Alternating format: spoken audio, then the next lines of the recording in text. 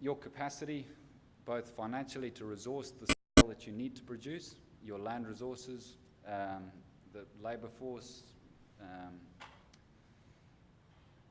your resilience. So are you able to weather the storm when horticulture is a famously volatile industry? Prices go up, prices go down.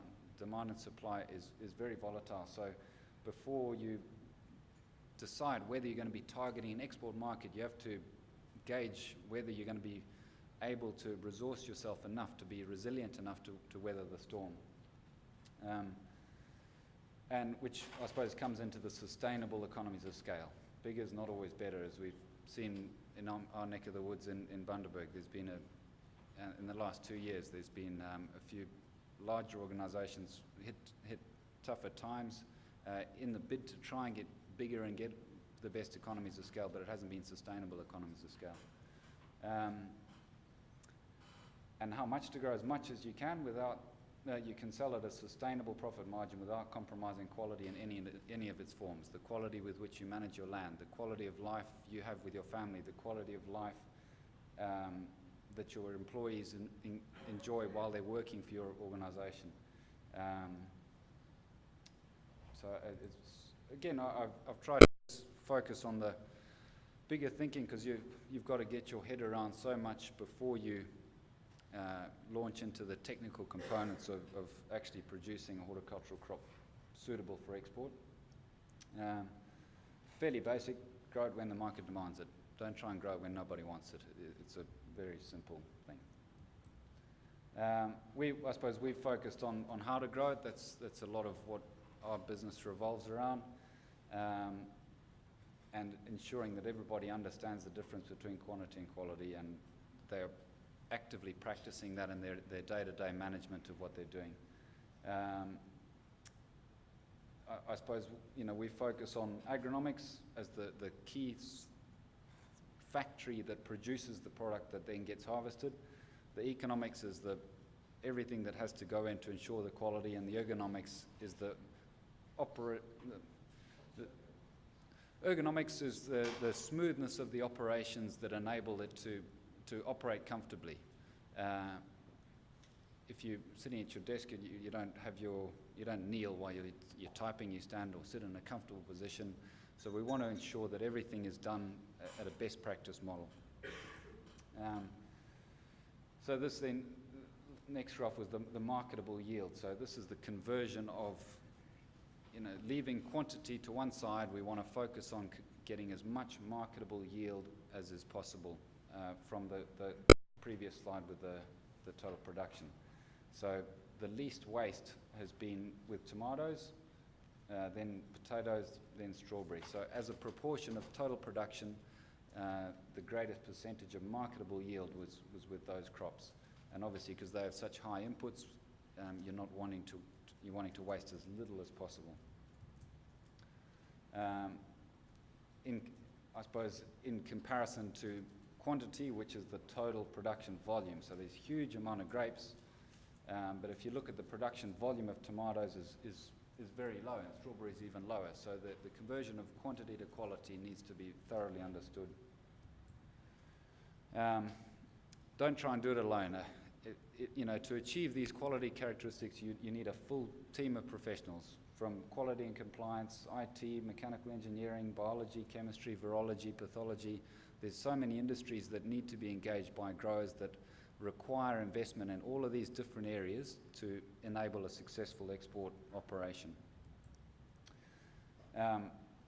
There's obviously been a few other words than probable used in the 6P strategy, but for political correctness, I've used probable. But you have to plan. Perfect planning always prevents probable poor performance. So getting the basics right, getting your financial status right so that you can appropriately resource everything that you need to do, securing the genetics that you need to either get unique lines into particular supermarkets, ensuring you've got operational capacity with your contractors, ensuring your agronomics are right. That's the factory. Maintaining a focus on marketing, ensuring your logistics is smooth, and that your contracts are are watertight with the people you're working with. Integrate everything. It's not a one-stop shop. You have to take into account so many different things. Look at your nutrition, look at your irrigation, ensure your quality, manage your data for compliance. You have to maintain, I suppose from a data presentation point of view, we try and use a traffic light system so that the complexity is there, but the data is easily understood, and most of our growers are getting tests every week on tomatoes, capsicums, zucchinis, strawberries. So every single week we're taking SAP and quicksoils and analysing data and tweaking things and making improvements where we can. So there's a continual focus on producing quality. So I suppose SAP sampling is an area we've done a lot of work. It's just regular nutrient monitoring, given that's the core ingredients of a crop. We're wanting to ensure that that's done regularly. We've done a lot of work in developing applications so that growers can use technology in the field for monitoring crops, ordering inputs, recording their farm activities, recording their farm inputs, and it's just about embracing technology. It's complex. That's why we're working in the horticultural industry, but we still have software developers. We still have a complete diverse range of people trying to develop what's needed to service premium quality horticultural production.